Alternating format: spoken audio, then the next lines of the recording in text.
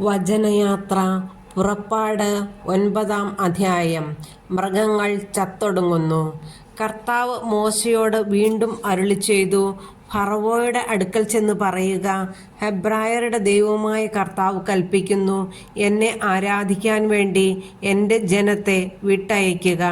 നീ ഇനിയും അവരെ വിട്ടയയ്ക്കാൻ വിസമ്മതിച്ച് തടഞ്ഞു നിർത്തിയാൽ കർത്താവിൻ്റെ കരം വയലിലുള്ള നിന്റെ മൃഗങ്ങളുടെ മേൽ കുതിര, കഴുത, ഒട്ടകം, കാള, ആട് എന്നിവയുടെ മേൽ നിപതിക്കും.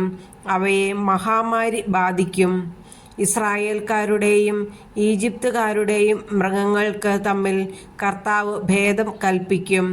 ഇസ്രായേൽക്കാരുടേതിൽ ഒന്നുപോലും നശിക്കയില്ല. കർത്താവ് നാളെ ഈ രാജ്യത്ത് ഇത് ചെയ്യുമെന്ന് പറഞ്ഞുകൊണ്ട് സമയവും നിശ്ചയിച്ചിരിക്കുന്നു. അടുത്ത ദിവസം തന്നെ കർത്താവ് അപ്രകാരം പ്രവർത്തിച്ചു. ഈജിപ്തുകാരുടെ മൃഗങ്ങളെല്ലാം ചത്തൊടുങ്ങി. എന്നാൽ ഇസ്രായേൽക്കാരുടെ മൃഗങ്ങളിൽ ഒന്നുപോലും ചത്തില്ല. ഫറവോ ആളയച്ചന്വേഷിച്ചപ്പോൾ ഇസ്രായേൽക്കാരുടെ കന്നുകാലികളിൽ ഒന്നുപോലും ചത്തില്ല എന്നറിഞ്ഞു. അതിനാൽ അവൻ്റെ ഹൃദയം കഠിനമായി. അവൻ ജനത്തെ വിട്ടയച്ചില്ല. വ്രണങ്ങൾ ബാധിക്കുന്നു. കർത്താവ് മോശയോടും അഹ്റോനോടും അരുളിച്ചെയ്തു, ചൂളയിൽ നിന്ന് കൈ നിറയെ ചാരം വാരുക. ഫറവോ കാൺകെ മോശ അത് ആകാശത്തിലേക്ക് വിതറട്ടെ. അത് ഈജിപ്ത് രാജ്യം മുഴുവൻ ധൂളിയായി വ്യാപിക്കും. അത് രാജ്യമാസകലമുള്ള മനുഷ്യരുടെയും മൃഗങ്ങളുടെയും ദേഹത്ത് പൊട്ടിയൊലിക്കുന്ന വ്രണങ്ങൾ ഉണ്ടാക്കും. അതനുസരിച്ച് അവർ ചൂളയിൽ നിന്ന് ചാരമെടുത്തുകൊണ്ട് ഫറവോയുടെ മുൻപിലെത്തി. മോശ ചാരം അന്തരീക്ഷത്തിലേക്ക് എറിഞ്ഞപ്പോൾ അത് മനുഷ്യരിലും മൃഗങ്ങളിലും പൊട്ടിയൊലിക്കുന്ന വ്രണങ്ങളുണ്ടാക്കി. എല്ലാ ഈജിപ്തുകാരോടുമൊപ്പം മന്ത്രവാദികളെയും വ്രണങ്ങൾ ബാധിച്ചതിനാൽ മന്ത്രവാദികൾക്ക് മോശയുടെ മുൻപിൽ നിൽക്കാൻ കഴിഞ്ഞില്ല. കർത്താവ് മോശയോട് പറഞ്ഞതുപോലെ അവിടുന്ന് ഫറവോയുടെ ഹൃദയം കഠിനമാക്കി. അവൻ അവരുടെ വാക്ക് ശ്രദ്ധിച്ചില്ല. കന്മഴ വർഷിക്കുന്നു. അനന്തരം കർത്താവ് മോശയോട് കൽപ്പിച്ചു, അതിരാവിലെ എഴുന്നേറ്റ് ഫറവോയുടെ മുൻപിൽ ചെന്ന് പറയുക, ഹെബ്രായരുടെ ദൈവമായ കർത്താവ് ഇപ്രകാരം പറയുന്നു, എന്നെ ആരാധിക്കുന്നതിനു വേണ്ടി എൻ്റെ ജനത്തെ വിട്ടയയ്ക്കുക.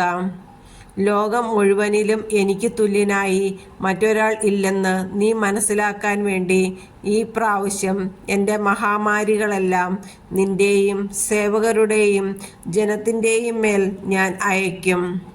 ഞാൻ കരം നീട്ടി നിന്നെയും ജനത്തെയും മഹാമാരിയാൽ പ്രഹരിച്ചിരുന്നെങ്കിൽ നീ ഇതിനകം ഭൂമിയിൽ നിന്ന് തുടച്ചു നീക്കപ്പെടുമായിരുന്നു. എൻ്റെ ശക്തി നിനക്ക് കാണിച്ചു തരാനും അങ്ങനെ എൻ്റെ നാമം ലോകം മുഴുവൻ പ്രഘോഷിക്കപ്പെടാനും വേണ്ടിയാണ് ഞാൻ നിന്നെ ജീവിക്കാൻ അനുവദിച്ചത്.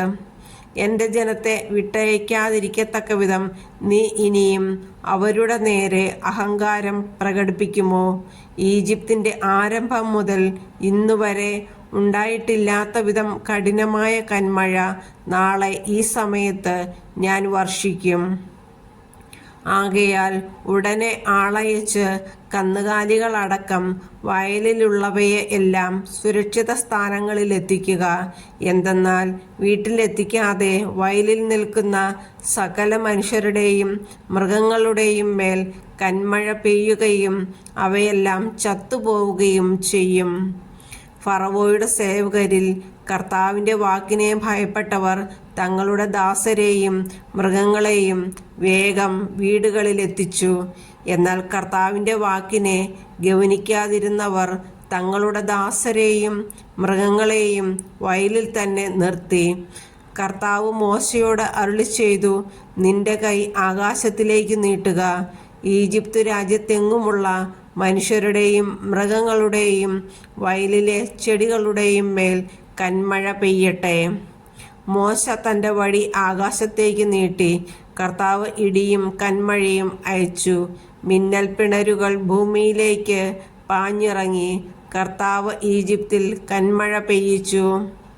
ഈജിപ്തുകാർ ഒരു ജനമായി രൂപം കൊണ്ട ശേഷം ഒരിക്കലും ഉണ്ടായിട്ടില്ലാത്ത വിധം മിന്നൽ പിണരുകൾ, ഇടകലർന്ന ശക്തമായ കന്മഴ വർഷിച്ചു.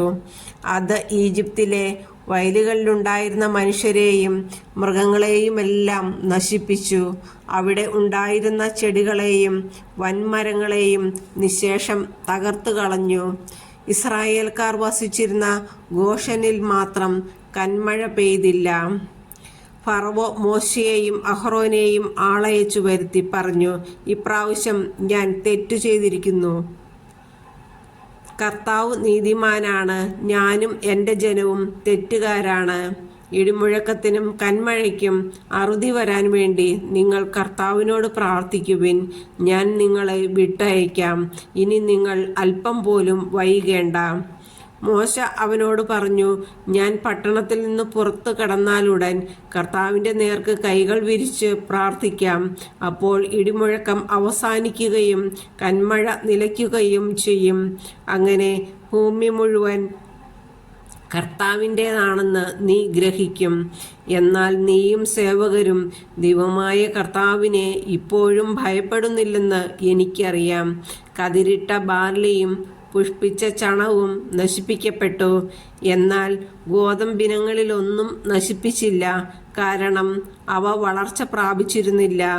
മോശ ഫറവോയുടെ അടുക്കൽ നിന്ന് പുറപ്പെട്ട് പട്ടണത്തിന് വെളിയിലേക്ക് പോയി കർത്താവിൻ്റെ നേർക്ക് കൈകൾ വിരിച്ചു പ്രാർത്ഥിച്ചു. ഉടനെ ഇടിമുഴക്കവും കന്മഴയും നിലച്ചു. അതിനുശേഷം മഴ പെയ്തില്ല.